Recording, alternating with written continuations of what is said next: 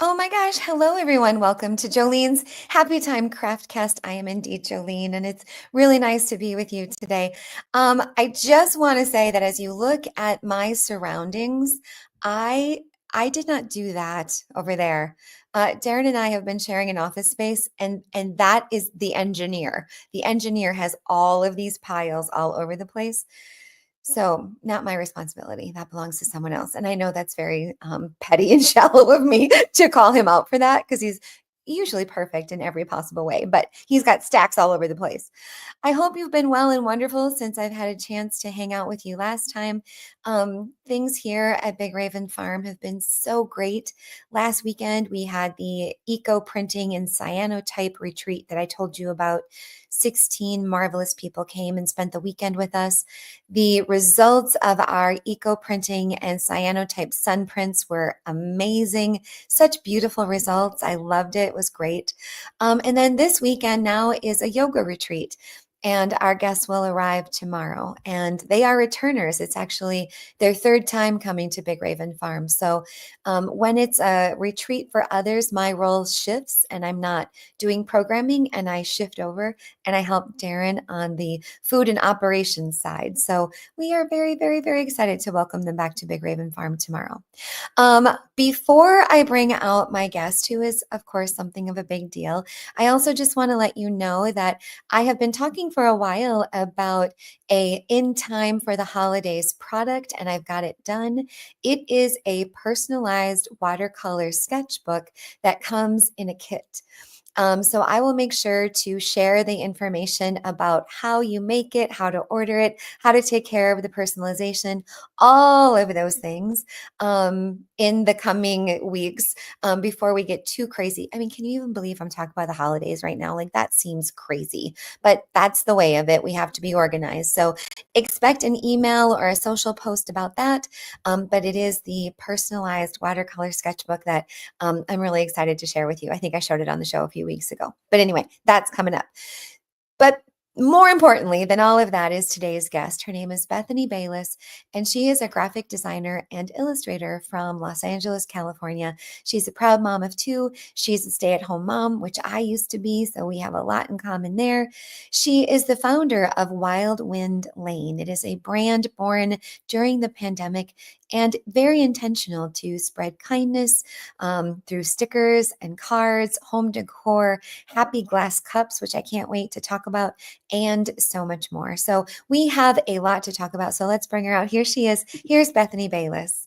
Hi, Hi, Bethany. Joleen. Hello. Thank you so, so much for being here. I really appreciate it. Thank you so much for having me. I've been looking forward to this ever since you got in touch because I Since we hunted love you talking. down. I have just been so excited. So thanks for Well, having me. we are too. So thank you for being here. So when people, and I'm going to jump right in.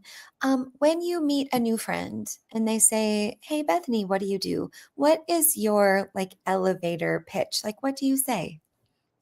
It's so funny because it depends where, right? Like Sure. if I'm meeting a mom in the pickup line and I feel like I have to ease them in to the Yeah. craziness of my world. So if they Right. say, "What do you do?" My elevator pitch usually is, "I'm a graphic designer and illustrator, and I love Yeah. making my own products on anything that I can, happy designs on anything that I can share with people." Right. Of So course. and then later we kind of get into, once Sure. I've gotten to know them, I don't want to scare them with all of the things. It's kind of like, how long do you have to listen, right? Exactly.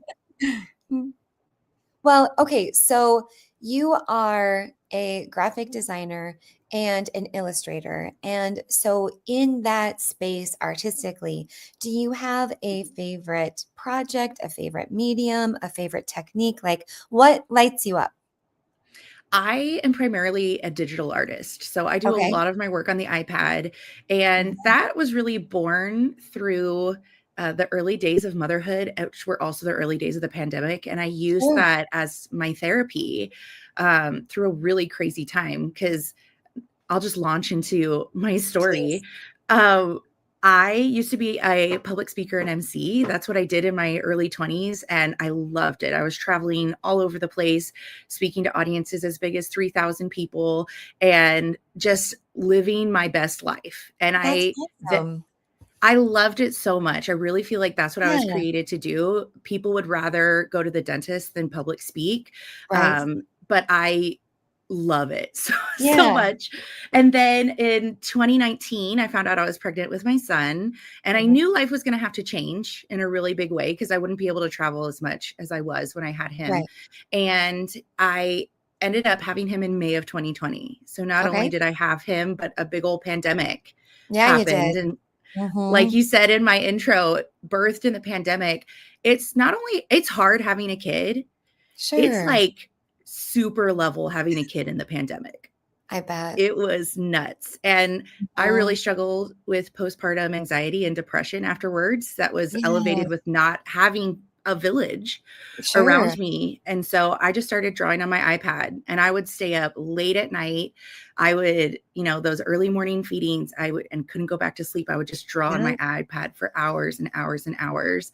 And so it's really become something that I'll do as a form of therapy, and has turned it Mhm. into something that I can do that's a little more productive too in a business. And Right. so digital art is one of my favorites.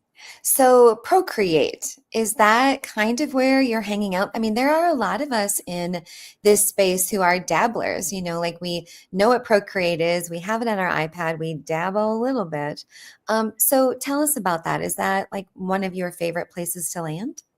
Absolutely. In fact, I'm Mhm. so Procreate loyal that there are other programs and I cannot wrap my head around them because I love Right, Procreate so much. right, And right. it's also gotten to the point where I'm so used to it that I'll try to do the hand gestures on paper. Like Oh, when I'm just trying to draw and like right, try to right. undo something. I was painting the other day and I was like, I missed a line or whatever. I was like, oh, erase. And I was like, oh, it doesn't work Mhm. that way.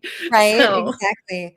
Well, and I mean, I've made a few things. I think that for me in Procreate, where I have the gap, it's in my brain entirely. It's the gap between what I create and getting it out and into the world, like the steps required to like actually make it into a thing. That's kind of where my like expertise kind of falls through. But with this question about Procreate and this use, I mean, we've opened up a new segment on the show where we've had folks write in questions before you even got here. And so Sarah wants to know what's your favorite part of working with it? And do you have a go-to brush or trick? I want to know this too. I love this question because Yes. one of my favorite things in Procreate is, and it's learning a whole new thing. So if you're Oh, used to yeah. traditional art and you try to take it into the iPad, you're like, why is this not doing what I want it to Right. do? And Right. there's that kind of disconnect between the two. And I would say like practicing so Yeah. much until you start learning it, you start understanding it. Hmm. And oftentimes when we see what we want to make, our Hmm. taste is Hmm. more advanced than our skill, right? We Right. Of have course. great Of course. taste. Our skill cannot always measure up to I it. think I'm gonna get that printed on a like on a t-shirt. Like mine. I mean, I think that's in everything, right? When we see Yeah, I something, we're love like, that. oh, I want to do it. And we were just talking about watercolor. I'm that way with Yeah, watercolor. I'm like, I see what I want to do, but I don't know how to get there.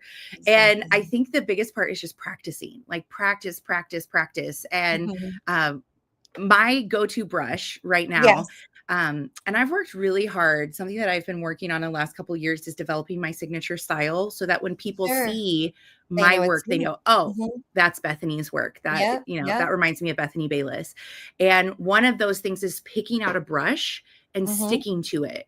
So when it comes to brushes, it's kind of like a bigger question, right? Sure. So do we want our artwork to have texture to it? Do we want Yep. it to look more watercolor? Do we want it to be very flat with no texture at all and just straight Yeah. up colors?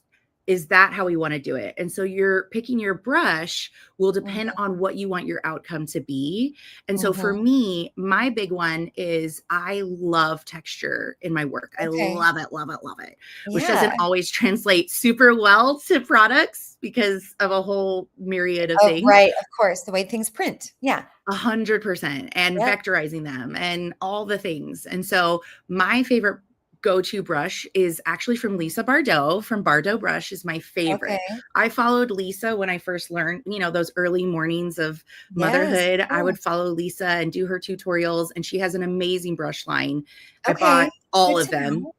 Anything Lisa puts out, I'm like, take my money. Like, Okay. just Okay. take my money. And so she has a pencil brush set that I love so much. And I use her pencils to add texture to a lot of my work. And so I Mm. use the same brush, the Bardo sketch brush is what I use for everything. Bardo sketch brush. The Okay. Bardo sketch brush is my go-to. And when I'm adding texture and when I'm really getting in there, I Yeah. vary the sizes and I try to have this process of Mhm. doing each step as it goes. So like setting down the main illustration and then adding the Right. texture and the highlights and the Mhm. shadows and all of those things. And so I really love Bardo brush. So, so when you meet, artsy, craftsy folks like us in my community, and we're like, oh my gosh, I would really love to learn Procreate. I would love to be better at it. I would love to have some kind of skill. Where do you send us? What do you say? Like, where do beginners go? I'm going to sound like a Lisa Bardot evangelist here. No, I mean, if that's where we should go, that's where we should go.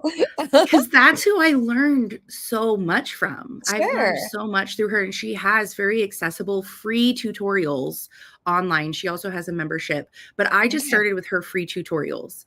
That Thank you, was, Lisa. Right. thank you, Lisa Bardot. Yeah. And then also I did a lot through Skillshare too. Oh, And I think sure. it's really hard when we see something that we want to tackle, Yeah. right? Whether it's like having your Cricut still in the box or your iPad, or we all know what we're talking about. Like, take it Oh, out of the yes. box is the first step for Oh, yes. anything. And that can be intimidating in of itself because we see it as like a huge thing to tackle. And like, I just don't have the energy to wrap Mhm. my brain around this right now. Bethany, I And I have to think what tell you where my Cricut is stored before I forget because, I have a laser printer cutter. And so my husband had to build like a shelf for me so that we can vent it out a window. And so it's up so that, the vent pipe goes right out the window. And my Cricut is under it. is it still in the box, Jolene? No, no, it's out of Good. the Oh, box. good. It First is step. not what one would say accessible. Like, it's underneath my new toy. And you know what? I had to have that Cricut. I just had to have it. And I tell my close friends, and I'm like, I don't know what's wrong with me that I collect the tool that I do not know how to use, nor do I seem to be that interested in learning how to use it, But it's like that crafter thing, like we become collectors of, like, I must have it. Whereas though with Procreate, I feel like that's a tool. It's not that expensive that I've had for a long time. And I don't have that same kind of why did I get it? I still have I really want to learn. I Yeah. really do. I really want to learn. Yeah. And again, Lisa Bardot has Lisa amazing Bardot. tutorials. Jenna Blackburn is somebody else that I love to follow. I have Okay. taken a course, and what you are, your tools that you collect, I collect Yep. courses. So I don't Oh, know if you're like me, yes, where you collect the courses and like maybe I you'll take do. it. I do have But a few. I have a few. I bought, well, first of all, I just love her name. It sounds like poetry. Estee McClure. Have you heard of her? ooh, Yeah. no. Um, Sounds so like a perfume. yeah, I know, right? So I bought her courses and I just they've become like when you are creating, do you ever have anything running in the background like Netflix or a favorite show? Like, you don't need to watch it, you just kind of listen to it. Um, Hmm. for me, it could be Schitt's Creek. Do not need to look up. I can just listen to it in the Obsessed. background. Right, obsessed, right? Or I also could listen to and watch any episode of Friends in any order. Again, not watch, just listen. Parks and Hmm. Rec, The Office, that kind of stuff. And my Esty McClure classes have come like that. Like I just turn her on in the background. So she's keeping me company with her poetic voice and her like really interesting technique to painting in watercolor and all that kind of stuff. So yeah, totally. I Oh, get the I class. love that. And I would say Mhm. Jenna Blackburn is one of those for me that I follow her courses, and she Yeah. has a live element to a lot of them, which is amazing. Yes. But she's the one that I took the course, Drawn to Art, is developing your signature style. And I've taken it twice now because I'm just Awesome. constantly in the Oh developing my yeah, you're signature always style. learning.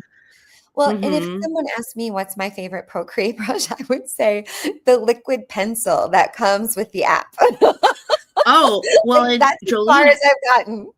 I don't know if you know, but I don't Procreate know. just had a massive update. No, It I went did to not know. Procreate 5.4. They've changed Ooh, not everything. They've changed a lot, but one of the things that okay, they did was okay. they added a ton of new brushes, and there's now Did not know brush that. libraries. And so we're going to have to go through that. They added a ton of more pencils I'm really excited about. They have a ton of Nice. stuff going on. And so, I mean, now we're going to Right, right, this updating answer could be one. different next week. Right, exactly, exactly. Well, on this line, Bethany, look at this from Emily. I love this. So Emily wants to know from you, what was the very first product you designed for Wild Wind Lane, and do you still make it? This is a great question I know, because it right? kind of goes back to my story a little Yeah. bit. And in those days of learning Procreate and learning the Yep. iPad and going through and struggling with my postpartum Yeah. was really hard. And it was a very dark time, I would say. And I think the pandemic was for a lot of people, and each in our Sure. own way.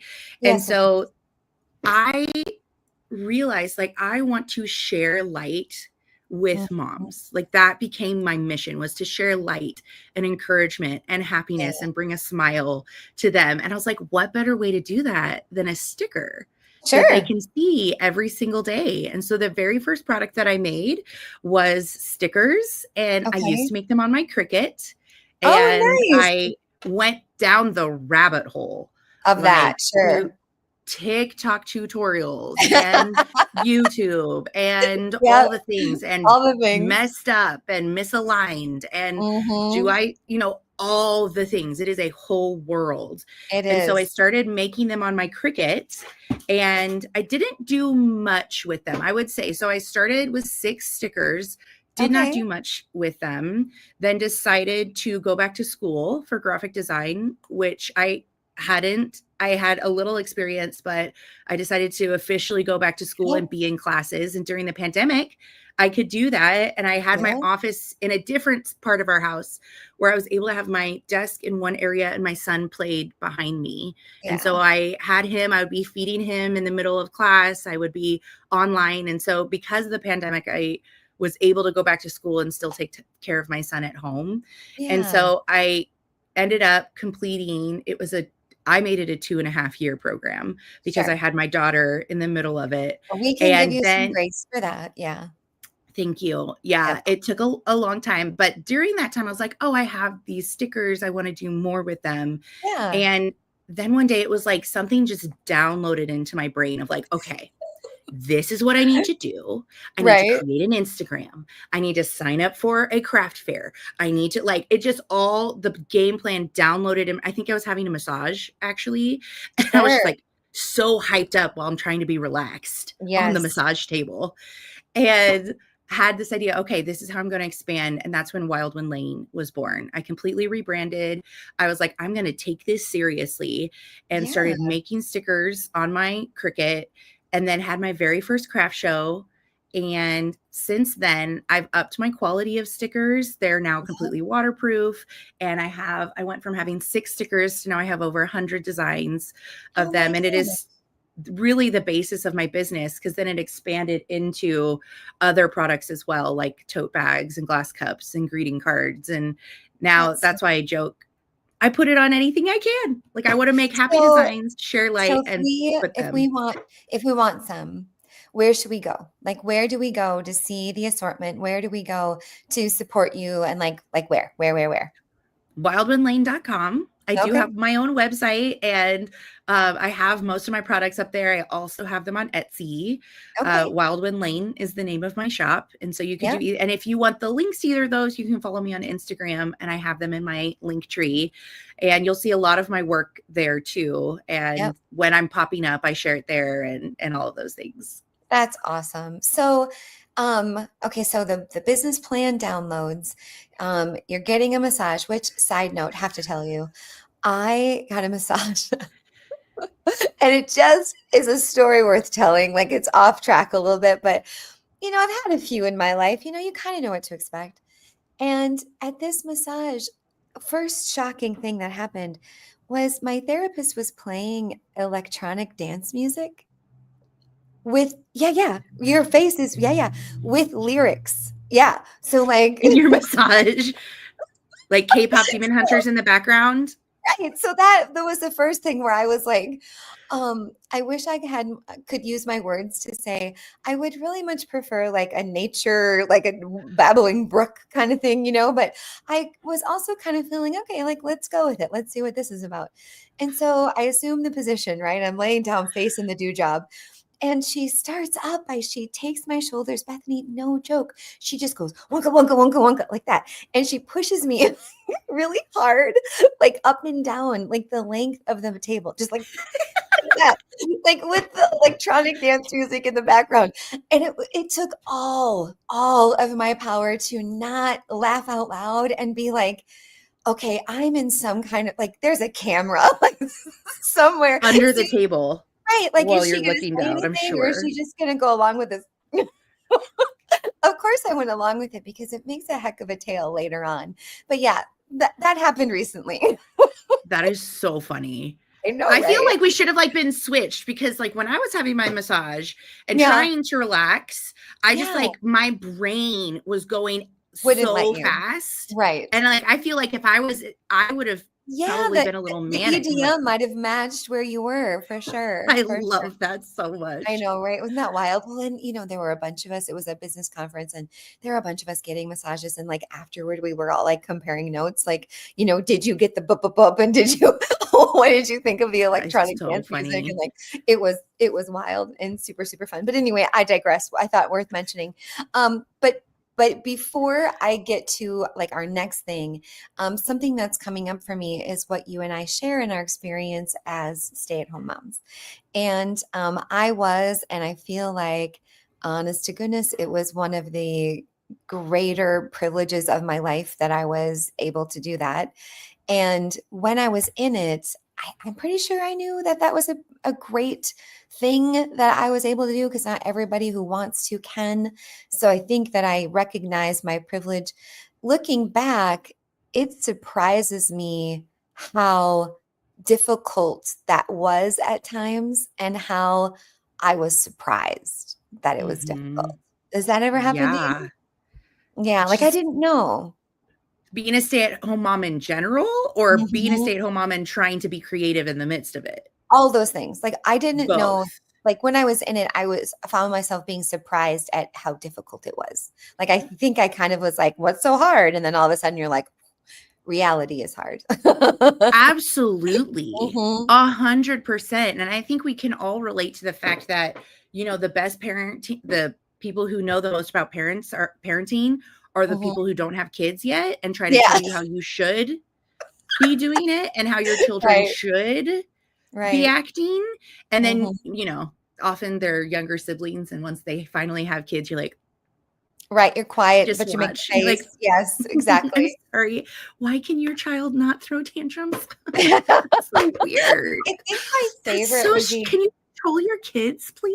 I well, just I'm sure you've gotten this one, and if my mom is listening, Mom, I'm throwing you under the bus because my mom, like, so so my dad passed away in 2000, and his urn is in her living room with a doily on top of it and an elephant statue. There's my dad just in by the TV, just boop boop boop, just this little stack of stuff. And when my kids were young, they were like kind of touching the box or messing with the box, right? And my mom pulls this whopper out and she says, I never had to worry about you and your brother. I told you no, don't touch the fragile thing. Don't touch the remains of your father. And that we just did it. Like we just were these miraculous children who did exactly what we were told. And like my deviant children are touching, the things, the tchotchkes and the whatever. And I'm just like, I don't believe it. I do not believe it for 1 second that is a true statement. Thoughts? I've had those conversations with my parents. Right? Well, when you guys were kids. And to her credit, my mom, we were having a conversation like that. Yes. And I asked her something of like, how did you do this when we were younger? Like, I actually have 4 brothers. And I'm the only girl and 5 kids. Yeah. And it was all crazy all the time. And there was something specific. I don't even remember what it was. And I was asking my mom about it. I was like, how did we do this? She goes, oh, well, I never had to deal with that when you were younger. And it was something so basic, maybe like tantrums in Target where you had to like drag your child away because they couldn't take a cake pop or whatever. Yeah. And my mom was like, oh, I never had to deal with that. And she goes, you know what? I take that back. I forgot. Right. I forgot what it was memory. Like. Yeah. She acknowledges I forgot most of that stuff and I held on to the good memories. And those are the things that I remember about raising you. So in my mind, I forgot about those moments of chaos and I forgot about those moments of craziness, but she's so to be fair, she has addressed that and I really appreciate she's probably watching too. Hi mama. My mom isn't complete like no, that never happened. I'm calling her out right now, like Josephine, you're full of it, like because of course that happened because kids are kids and but anyway. Yeah, and I want to say too, I appreciate finding a community. One of the things that helped me the most in motherhood, because it is like, oh my gosh, this is way harder than I thought it would be. And I think one of the best things that I did was I found people in the midst of it with me, right? There's a saying by Winston Churchill that I really love. And he talks about the man in the arena. Like the critic is the one looking, don't listen to the critic, but look at the man in the arena who is literally has dirt on his face and is in the midst of it. Like that's the person that I'm going to listen to, not the critic sitting on the sidelines being like, run faster, Right. And so I really love talking to the moms who are in the midst of it. And we're in the trenches of motherhood. And I had a really dear friend. We had our sons 4 days apart and we lived in separate states and we would just be texting all the time being like, is this as insane as I think it is? Are you experiencing this too? And to have those normalizing moms who are empathetic, and empathy is looking at someone and not being like, oh, that's hard for you. But it's like getting down into that trench with them, sitting with them and saying, this is hard. And this is a tough season. And this is, just sit with those feelings for a little bit and acknowledge them and just keep going through that motherhood journey. And I think that's one of the best things to do is just to have someone who normalizes it for you and just say, yeah, this is insane. How do you do it? I love that word normalize actually, because like, maybe you know this already, and I will only use I statements. I did not know when I was raising my crew. I wasn't looking ahead. And why would you? Because you're in it and you're busy in the moment and you have to live in the moments you're in, right? But when I became an empty nester, I was not prepared for what that would feel like. I'm still not. And my youngest is 21. And I still like kind of struggle with, we call people to dinner and it's only 2 of us here. Or, we had such a loud, rambunctious household with kids and friends and neighborhood kids. And I really miss that bit of my life. Or as much as I complained about hockey and volleyball and wrestling, there's a part of me that misses it a little bit. I miss the community and I miss I miss being in the spaces where my children are, because now it is like they're all grown up traders, like they all moved away and like they have their own like apparently I can't keep them in the basement, for my own enjoyment or whatever. Like I have to let them go. Frowned upon a little bit, but We right? Like, understand. good luck with your wings. I'm happy for you, all that. But I mean, I miss them terribly. And Yeah. I think that in my motherhood experience, that was the one bite, the one nugget that I wasn't prepared for. Or maybe Mhm. I blocked it, or maybe I just thought, oh my gosh, it's so far away. I don't need to think about it. That when it finally got here, it's still taking me years to kind of adjust because they're Mhm. awesome and I love them and I want to be with them all the time. So I don't know. I don't know if that's helpful. Maybe somebody's already told you.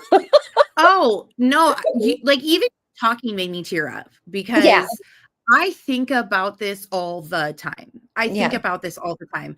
And, when I'm scrolling on social media and I see the reels about people being like, imagine you're 80 and you want to go back and hold your baby again. I'm like, I have to scroll. I know. Yeah, It's you're like, like, no, thank you. I That's not I get content I it. want. It's like a trigger warning for me at this Yes, point because definitely. I feel time goes so fast. Yeah, Like, I it does. feel time, and it is such a bittersweet thing. Isn't Like, it? we are Yeah. in the midst of, the mess and the chaos, and like me and my husband getting mad at each other, realizing, oh, wait, no, we're actually on the same team kind Yeah. of thing. And I Yeah. try to remind him and myself frequently. I'm like, these are the good old days right Yeah. now. And I Yeah. even have a banner that says that of Yep. these are the good old days right now. And I try to hold on to them so hard and to really be present in these moments. And I Mhm. will cry immediately thinking about, Oh, the passing of time and how hard it is. And my daughter just started preschool and my son just started kindergarten this year. yeah. And, there's this tug of war in my mom heart of Mhm. the seasons of having them here, and now Yeah. the house is so quiet, but they're still just in preschool and kindergarten. Yeah. And then also being okay with those that motherhood guilt is Yeah. constantly there, and I feel that for a lot of us moms is, on Mhm. one hand, we love our kids. I am obsessed with my children, Of course. both of them. I am obsessed with them. Mhm. That being true, I Mhm. love time alone. Yeah. Like, 2 things can be true at the same time. Yes, 2 absolutely. things very true at the Absolutely. same Yes. time. And I Yes. think that as a mom, one of the things that I've discovered is I need a creative outlet because I am a Mhm. creative person. And my Yes. creative outlet can be, taking it back to the Craftcast part of this, Yes. is that creative outlet makes me a better, happier mom. Of If I am course. filling up Of my cup course. here, not just Mhm. to pour, you can't pour for an empty cup is a great saying, Yep. but I also love the idea of like, I don't get filled up only to empty myself to my children. Like, it is an Right. added benefit because me as a person, I was a whole person before I Mhm. had kids. I had dreams and desires and ambitions Of course. before I had children. And I Yeah. would say that having kids just allowed those things to come into focus for Yeah. me in Well, so and many I different ways. well, and I think another part in the Craftcast connection is that, you know, no matter where you are in your stage of motherhood, I actually think that if you have artistic interests, you can involve your children in those at any time in their life. And, Absolutely. I certainly did with my kids when they were little, but even now when they come home, they know that the way to directly get themselves deep into my heart is they will say, well, and they all call me mommy. I'm so proud of it. I love it. They all do. So I love it when they're like, mommy, let's go down to your workshop and let's make something. I could cry because they know that is so joyful for me to share that with them. And, and they all kind of have their thing that they're a little bit interested in creatively. And I love that we have that connection. I mean, they're not as, nutty as I am about it, but they have creative endeavors. And, my mom is the OG of arts and crafts. And I mean, I was raised by a maker.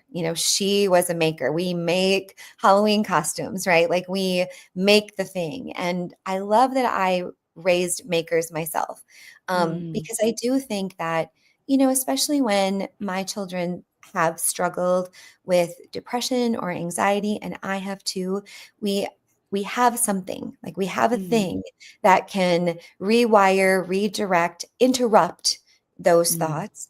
And we have science to help back that up, that an artistic creative endeavor will be the bump, right? Just like you were saying with your postpartum experience, that the mhm. bump, the serotonin that bumps us out of that and gets us somewhere else. And that's why I feel like of all the hats that I wear, of all the things that I do, mom, wife, business owner, blah, blah, blah, all of that. I'm an artist in all of those things. Like it's probably the one Mhm. hat I don't take off. Does that make sense? I completely agree, and I would love to actually add to this because Yeah. I think, and I was thinking about this even this morning, is that oftentimes I'll hear moms when they find out what I do after the like initial Yes. park like date or whatever, Yeah. Yeah. and we Yeah. start talking a little bit about my crazy side. Hmm. Um, they'll say something along the lines of, "Oh, well, I'm not a creative mom. I don't get into any of that kind of stuff." Hmm. And I really think that we need to make a distinction here that Hmm. creative does not equal arts and crafts. Like Hmm. there is a huge misunderstanding when it comes to creative does Yep. not mean uh angsty starving artist. Right. Creativity is all around us. Creativity Hmm. is in absolutely everything, and you can be a creative Right. mom and not touch a paintbrush one day of your Right. life, or teach your children to touch a paintbrush or the iPad or whatever it Right. is. Creativity is doing something in a way that is different than It's somebody the else has done it approach, right? before. Wouldn't you agree? Mhm. It's the approach. Like, I'm sure Absolutely. people have asked you, like, "Oh my gosh, Bethany, how is it that you're so creative?" People ask me that too. And my answer is always the same. Like, I don't think that creativity is bestowed upon us. I think it Mm. is a muscle, and you stretch it and you work it and you play around and you practice in it. And I have found in my own experience, the more creative I am, it comes from the practice of thinking and being creative. It's Absolutely. I it's like a completely little agree. it's a top that spins, you know? It's like it perpetuates itself. And to your point, I also wanted to add that being creative, especially as a stay-at-home mom, does in my experience, did not also equal competitiveness. Um, Mm. because I had some experiences that weren't so lovely, Mhm. with other moms feeling perhaps maybe threatened or shown up by my Mm. creative approach to a birthday party or a snack or whatever. And what I didn't have the words for then was that, like, this has nothing to do with anyone but me. Like, this is playtime. This is like, Yes. I'm in my space. Like, this is where I thrive. And I feel like sometimes that's the disservice we do to one another, is that comparison of, well, Joleen makes the cupcake that's the shape of a sword or whatever, like it's like not Yes. the point, right? Not the I point. love that you're talking about this because this is Mhm. something I struggle with Right? frequently, I right? know. And I want to say it in I first of all love getting older. And I know not a lot of people say that, but I love getting older because with age comes a lot of wisdom. Yeah. And I am in my 30s now, and I am Mhm. like the 30, flirty, and thriving part of my mental health, my business Yeah. career, like all of these things. I am just in my element, Mhm. and I love this because I think with age comes confidence that women struggle with, that confidence in themselves. And so, and Mhm. therapy, hello, with its, sprinkle of therapy in there to Right. help me understand a lot of these things.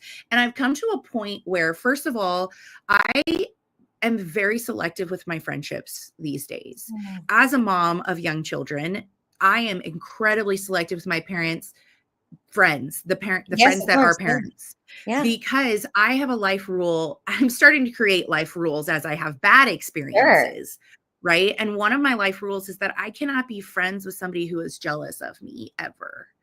And I feel the same way. If I am jealous of somebody, I can recognize it as one of two things. First of all, I can see it as, oh, I am not as good as them. Mhm. Or two, I could say, ooh, that jealousy is telling me something about Right. myself. it Right. is It's telling owned by me the person. Yeah. 100%. And that jealousy Mhm. is telling me something that's in my heart that I want. And I can Mhm. see it as, ooh, I see what they have and I want that for myself, but I don't see them as a bad person. I see a dream unrealized for myself. Right. Well, And and don't so, you think it plays into your art practice too? I mean, I think that, I've got a lot of really talented friends, and honest mm, to goodness, I can tell you, I have never been jealous of their skill, what they're able to do. I sometimes feel a little green about their like prolific stick to itiveness in the area of being content creators, right? yeah, Like, and I feel like I fall short. Like, I don't do it as well as they do. And it's not, I don't know if that's jealousy or if it's envy. I don't know what it is. But I think that you're absolutely right about as we get a little bit older, like it's a boundary too, like a life rule or a hmm boundary. But I think that, you know, when I was in my 30s and hanging out with my mom friends, I probably had some friends that probably did not fill up my cup, hmm because of this comparison syndrome or whatever we were doing back then. And as I've gotten older, I don't have those anymore. hmm And I don't know how if it's self-selection, like you kind of just stick with and gravitate towards the ones who it's kind of like here's my story about this. One of my daughters was in a row with her friends, and they were just talking terrible to each other. Like their language was terrible, their tone was terrible. And I just remember saying, honey, I do not have one friend in my world that I would talk to like this. And I don't have hmm one friend in my world that would talk to me this way. Like we are like there is nothing my real friends could do that would elicit a response like this. Like this isn't yes. how you treat the people that you love the most. And also there's that mutual respect and like if I hurt your feelings, I would say I am so sorry that wasn't my intent, but my head wouldn't pop off and I wouldn't be screaming expletives. It's just that thing I think that you get to where maybe finally, like we end up self-selecting each other. We pick where we fit best. Or at least I think I've done that now, maybe. I don't know. I think part of that comes with age Yeah. is loving yourself enough to not Mhm. let other people treat you that way. Right. And I Mhm. think that when it comes to mental health, when it comes to emotional intelligence and all of Mhm. those things, not that I I don't think like, oh, well, I'm better than other people, but I've had a lot Mm. of therapy to help me work through these things. I have. Right. I love because when I see someone acting that way, I see it as, oh, they have that insecurity. And in Yeah. motherhood, we're already comparing ourselves because we are feeling insecure. And so when somebody looks at that and they get upset, it's because they're saying like, I am not good enough. Mhm. And we feel that in motherhood over and over and over, whether it's conscious or unconscious, we think, oh, I'm not as good of a parent as them. Oh, I don't make things as cool as them as, for my kids. And I'm the same way, Jolene, where when I put on a party, my friends know to expect a little bit of craziness. You're right. Like Of course. they learn to expect a little bit. And my really good friend who I talked about, who our sons are 4 days apart, she's like, I Yeah. just love how you are so extra, but in Yeah. the best way. Like, and I think I have picked friends that come to celebrate that about me, Right. not to compare themselves to me. Right. Because when I see people comparing themselves to me or other women, and I keep an eye out on how Mhm. women talk about other women in my circle. Yeah. And if I see a woman see another successful woman and tears them down, then that's telling me something about this woman because she is not feeling secure enough in herself. And I have compassion for that person. I'm not judging them. And Right. the people I have in my circle are the people who we lift each other up and we celebrate those things Exactly. about us. Right. And Exactly. some of my mom friends, I have they make fun of me in the best way because they're like, oh, that's Sure. so you. Like we were going to go on a girls trip. I have two other mom friends that I just adore, and they were sent to me at just the best time in Yep. life when our kids are young and we're in the trenches. And we are, each a little bit creative, and we all have our Mhm. talents and our gifts and the things that we celebrate about each other. Yep, yep. And we do mom's trips. We did one to Chicago. We did one to Palm Springs. And I was joking because I'm in the LA area and we were going to drive to Palm Springs. And I was joking, like, you guys, what if I brought us all sewing machines and we made our own matching pajamas together? As What do like you a think? joke, Thought. and they were like, you would absolutely do that. You would Of be the course. person to do that, and we would let you. I was Yeah, like, but I wouldn't. My I sewing love machines aren't that. even serviced, but But they I mean, celebrate what those you're things. right. I was just going to say what you are describing is celebration. And I think that, Mhm. I feel that in my friend groups. I feel that in my community of artists. I feel that, the celebration of where we all are is authentically something that I get really excited about. And I think too, like, this sign of growth and maturity too is that when, one mom brings a juice box and the other mom decorates the juice box to look like a tree.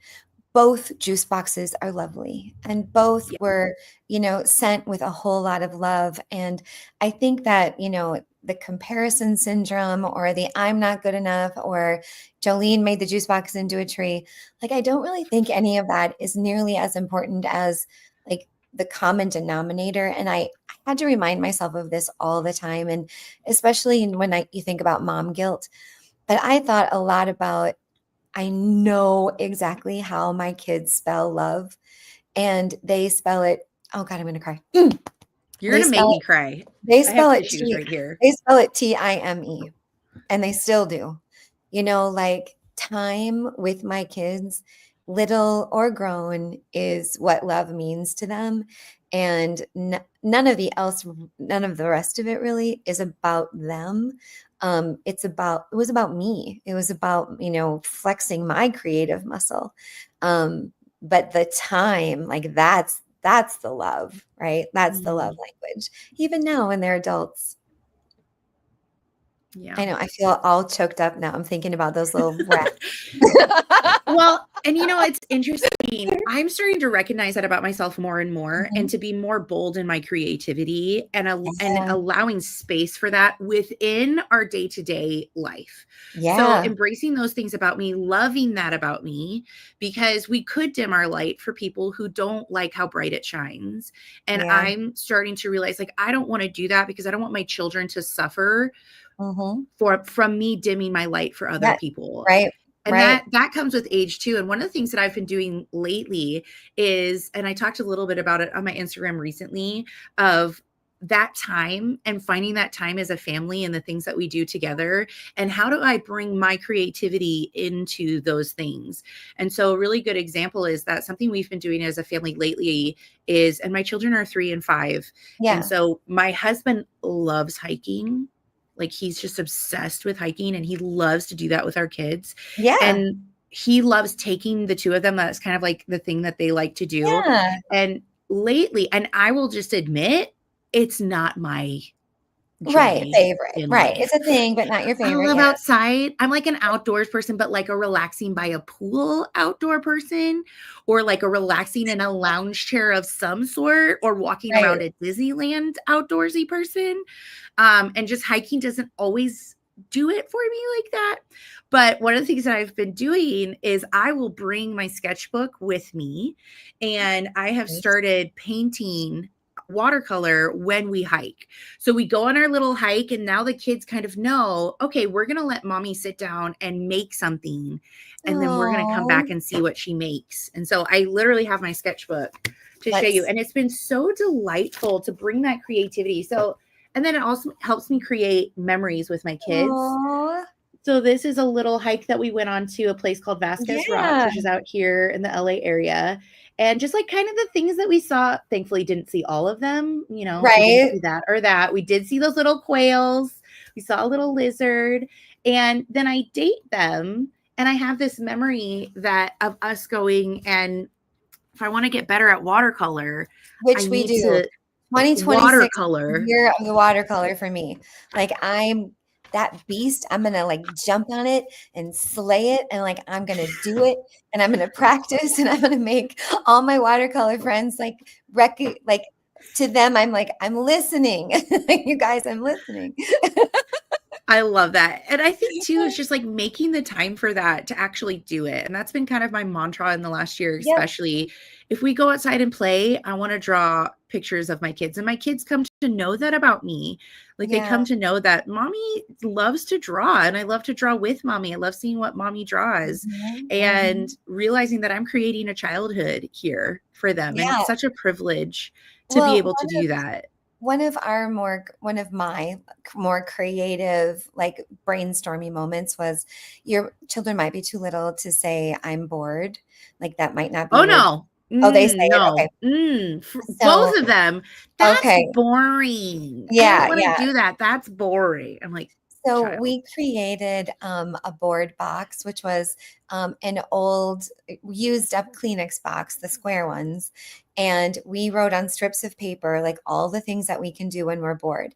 And a lot of them were creative art projects or whatever. And we put all of these little strips of paper in the board box. And when you were bored, if you even said it, I'd be like, "Rah!" Go get the board box and pull something out. And now they're in their 20s and we still have the board box like sitting where I know, where we can like pull it out and be like, "Oh, remember this one." And I mean, and some of them too were so stupid, like, let's have a race to see who can pull out as many Kleenexes at one time or, whatever. But I love that, like, I never threw it away. I never got rid of it. And I would imagine one of my children will be like, I want to take the board box to my house one day, which of course you totally may. But it's kind of been like a legacy of like, And I think that's such a great idea. And, going back to the idea of competition in motherhood, yeah, I truly believe that creativity is not a limited resource. Like it's not like, no, oh, you can be creative, so I can't be creative. It's more like, no. oh my gosh, can I steal that, please? And Yes. us like creativity multiplies on each other. And it is that muscle that we use over and over Mhm. again.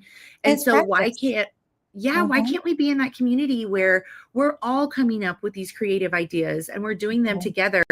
And if we automatically think like, oh, well, I'm not the creative mom because I hate coming up with arts and crafts ideas. It's like, but that's not what creativity is. And you can completely be a creative mom in, your motherhood that's apart from arts and crafts. I mean, I like to say MacGyver was one of the most creative people and he did not touch a Well, and glue I think stick. for me too, Bethany, I just always go back to my creativity is really about my approach, like Mhm. approaching solutions or the things I need to do. Like I approach most things, I would say, with a creative mindset in that it's not always quite so linear. Like there are options. I think options transcend to creativity. And Mhm. I think that, creativity and for me, playfulness are on brand for me. Like that's kind of Yes. who I am in all ways. And I think that like, as an artist, when I say, I wear all these hats, but I'm an artist in all of them, I think it's really about approach. It's how I see things, how I see the world, how I deliver my solutions. It's all kind of wrapped up in, because to me, art is really about possibility and that Mhm. there isn't one particular thing or way. There are like lots of particular things and ways. So I think it's such a great conversation and I appreciate you so much having it with me. And I cannot believe we are almost out of time. And I have to get to some businessy things, which are one, where do you want folks to find you and the wonderful things that you do at Wildwood? I would love I'm right now I'm really hanging out on Instagram is kind of Okay. where I'm at, doing a lot of Yep. things there. Wildwind Would we type Lane. in Wild Wind Lane? Yep, and I will Okay, pop Wild up. Wind Lane. At Okay. Wildwind Lane is Yep. where I'm at, and I do have a website, Yep. wildwindlane.com, Yep. and now that I am in my both children are in school era, Yes. I have big plans for Awesome. myself and my content, and it's Wonderful. what one of those things that's just going around in my brain over and over again, and I'm like, "Okay, I'm gonna finally do it. I'm It's gonna kinda talk like that about this massage, it stuff." sounds like. Like, it's just like It's downloading. right? It's I going think I need a massage, actually. Thank you for the I'm permission. gonna I'm gonna go get a steal massage. I'm gonna steal that expression. I love downloading because I mean, like, I think we all get like the visual of that. Like, that's awesome. Okay, Mm-hmm. so we can find you there on Instagram and your website. I'll be sure to link that in our show notes. You've got announcements and big things coming because you've had the download. So we should all keep our eyes open for that. But before I let you go, I do have to get to my crew's favorite segment. And that is our series of questions. And you can give one word answers, you can elaborate. It just gives us a chance to get to know you better. Hopefully, the questions aren't too scary or hard. The first one is, what is your favorite word? Oh man. And it could be today. Like, I know these things change.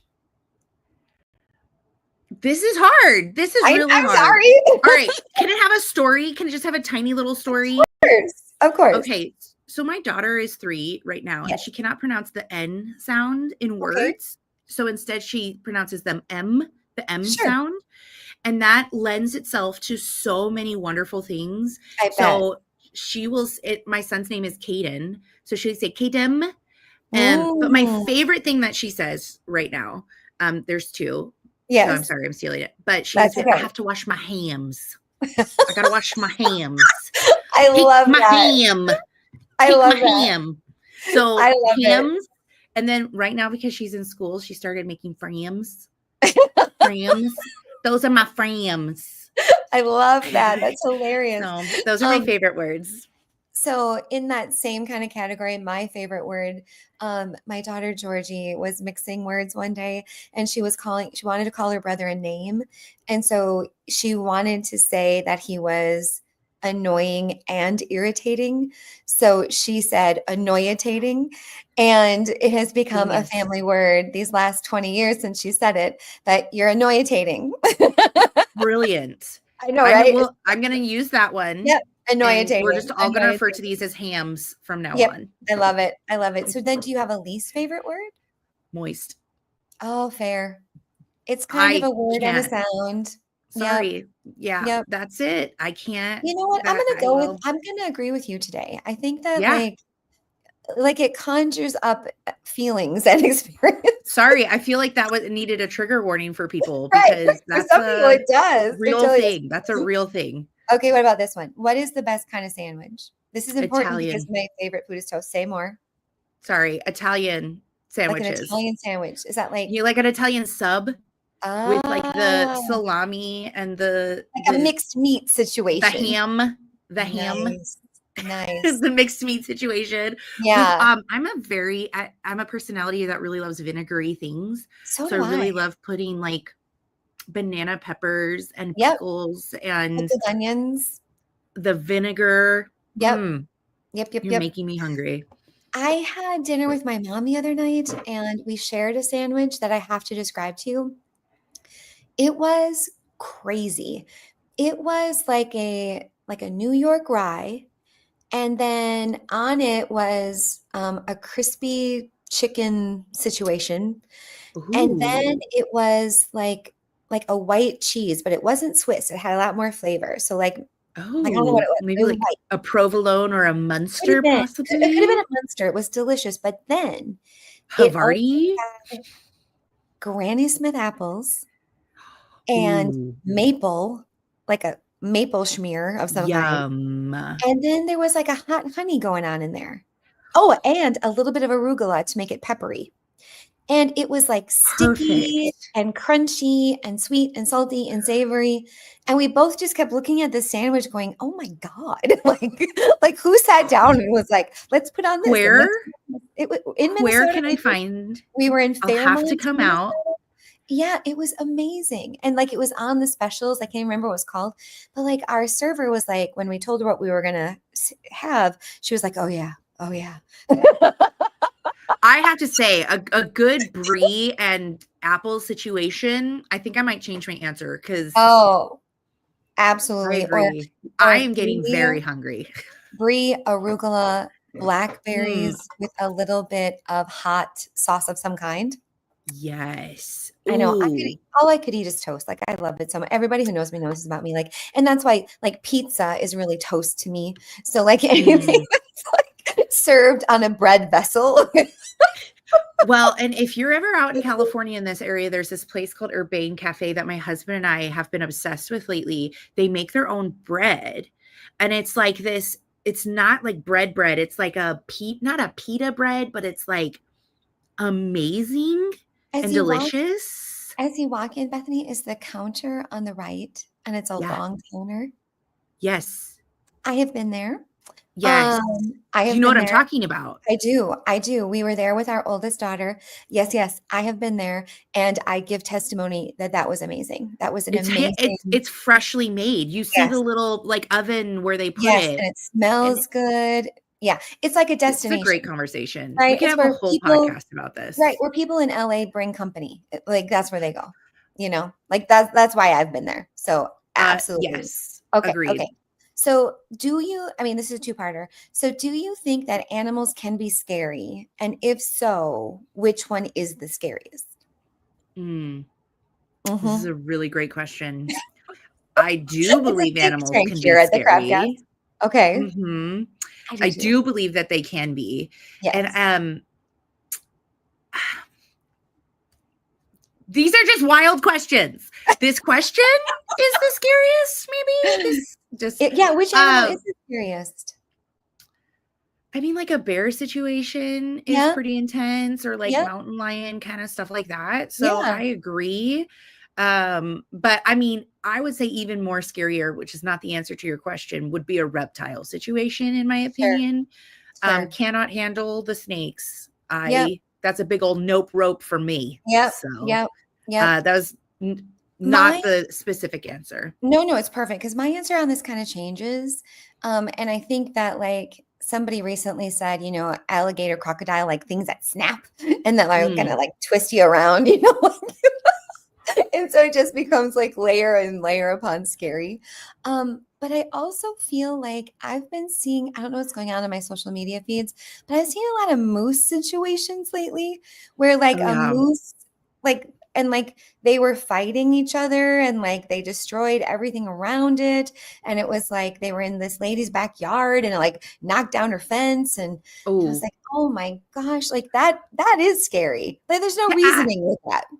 Yeah, well, and to add on to that, I think as I get older, there were things that I didn't used to be scared of, but now I Mhm. am.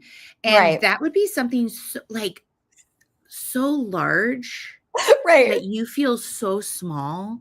Right. That's the scariest thing I can think of. So, Well, like and a whale situation, I would just pee in my pants and because it's a bigger question of your existence. It's right, an exactly. It existential becomes thing. existential. Yeah, yeah. Yeah. Well, what's so funny, what my husband says about this is he's like, that question is hilarious because like the likelihood that any of you would be around any of these scary animals. And I'm like, I It's know, but true. that's not the point. Like that's not the point. The point is, and he'll also say that, I can catastrophize and think about random things that will never happen, like tangling with the moose. Like they're not Because in we have Minnesota. great Right. imaginations. Oh, very It good. plays into our Very good. creativity. They are Mhm. definitely connected. Okay, so speaking of creativity, what about this? So, other than the profession that you have, is there one that you would like to attempt? Okay, question. A Yeah, question to answer your a question. for Um, sure. is it one that I have not had ever? This is your answer. So it could be one Oh, that you've okay. had, but like one that you'd maybe like to go back to, or like if I Mm, wasn't an artist, business owner, entrepreneur, mom, I would like to mm, be a bloop. mm. Yeah, Okay, so I will say my fill in the blank is a baker. To have my cool. own bakery or a coffee Also shop is something creative. that I Yep. have thought about a Mm-hmm. lot. My Hmm. husband and I joke, even though he doesn't bake or drink coffee, even we've talked about owning a coffee shop where Yeah. he makes scones because those are the only things that he bakes. And I love baking. It's Yeah. a fun hobby that I love to do. And if I wasn't an artist, I would Yeah. probably want to have a bakery slash coffee shop for sure. I love that for you, and it's Yep. creative, and you could do Very really creative. good signage, and it would be lovely and fun. Yeah. Um, my Oh, answer yeah. always changes, but it's almost always something in a creative field. Like, for the longest time, I've dreamt of, if I had to do it all over again, I'm pretty sure I would stick to majoring in art. just Mm. so I could be exposed to more modalities and more ways. Because when I was growing up, I didn't know that I was an artist because I can't draw. So I didn't know that there were other, mixed media or other lanes for me. I mean, I describe myself often as a builder, like I build stuff and I like take old stuff and make it into new stuff. But like a more dedicated practice to either art history or the influences of art or how we get from A to B, like just really being a student of all of that just sounds kind of sexy to me. I hear that because I grew up as somebody who loved art, but Yeah, my big thing is I was always a big personality, even when I was a little kid. Like yeah, my mom made jokes that I would sing in the grocery store and have jazz sure. hands and like the whole thing. And Yep, so I loved art. I was enrolled in art class once, and the drama teacher of the school came up to me and was like, Bethany, you were supposed to be in drama, not art class. And I felt so guilted that I switched to drama and sure. became an actress as in my young Mhm, years. But I mhm. wish that like I had nurtured this sooner because I Yeah, me am an too. artist. Yeah. And I really don't like the fact, and I think about that so much. It's kind of one of my like things I nosh on too much is what would have happened if I had taken the art classes instead of the drama classes. Cause I'm not an Mhm. actress. Like I did not want to do that. Right. But I also think like nothing was wasted in that. Yeah. Like who I I am think as a person was I benefited by that. I love that way of looking at it. And in fact, this morning I was watching a video about the wisdom of LL Cool J. And LL Cool J has this expression whenever people ask him something about like where he is and his goals and what he wants to do. He says, DND, baby, DND. And it stands for dreams never die. And Mm, I like, okay, so nothing prevents me now from being a student of these things that I'm interested in. It doesn't mean that I need to go back and get another master's degree, yeah, like I can be um a really well-informed hobbyist and still, appreciate this interest. So thank absolutely. you, LL Cool J, for this DND, because I mean, Thank how you. absolutely appropriate. Yes, I agree. I completely agree. I love it. Okay, I have another one for you. So, and it's your last one. So here we go. Okay.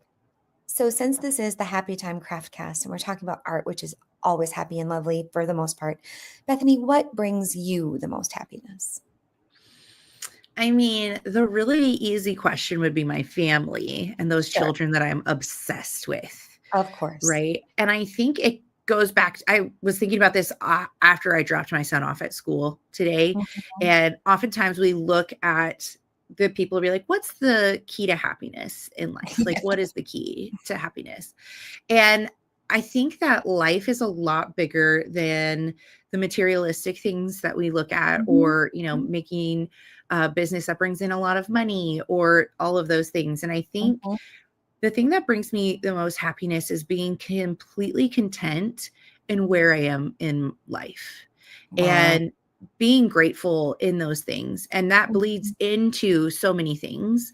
mhm. I am so happy with who I am and who I was created to be and the gifts Right. and the talents that I have, Mhm, and not look to other things that won't make me happy. mhm. And I mean, I think true happiness goes down to the people that you have around you and being able to completely invest in them at the same time. And so I just think the thing that brings me the happiness is that contentment of I'm so happy with where I am in life. I look at bigger businesses, and if I was jealous about anything, it'd be people who have bigger businesses than I do. But I look at my life and I go, but look at this beautiful life that Mhm, I have created. I mhm. have such a sweet privilege of being able to stay home with my babies while creating a business that completely fulfills me, that I am Yeah, pursuing something that brings me so much joy. And how lucky and blessed am I to be able to do that? Because I know so many people can't say the same thing. And right, so, complete contentment and taking those moments of gratitude when I do feel the heartbreak, or when I do feel and look at the people who are further along than I would like to be. right. And I can genuinely say, I am so happy with where I am. And I'm so happy in this stage of life. And I am so blessed and privileged to be here and to, look like me and be like me and be completely who I am and wear the crazy pink jumpsuits and to, be fully embodied of who I am as a person and to just be content and happy with that. That is such a great answer. And I think that no matter where we are on our stage of life and whatever is facing us, I am really inspired by what you said about being happy with the way that you are, wholly and authentically. And I'm going to take that with me today. And I'm going to think more about that because I think a lot of us need to quiet our inner critic and do a little bit more in the area of self-love and acceptance. And then even one step past that, what I heard you say too is some celebration of that. And I think that is a really great way to end our show. So Bethany, thank you so much for being here. I have loved this time that we've spent together, and I will be sure to keep my promises. I will link in the show notes where folks can find you. We'll make sure to link your website, your Etsy, your social. And Craftcast listeners, I know that you will do a great job in supporting Bethany and all the wonderful things she's doing now and the plans she has for the things that are yet to come. So Bethany, thank you. Thank you so much for being Thank here. you, Joleen. Thank you so much. My absolute pleasure. And for those of you who are interested in joining me next week, Allison Kraft is going to be with me. She is a Bay Area designer, photographer, and glass artist. Her joyful patterns, hand-blown glass, that's something we haven't talked about yet, and beautifully crafted products bring creativity into everyday life. And I cannot wait to talk to Allison, and that's next week on Wednesday, September 24th. So thank you so much for being here, everyone. And until I see you next time, I hope you stay as happy as you can. Have a great day, everybody.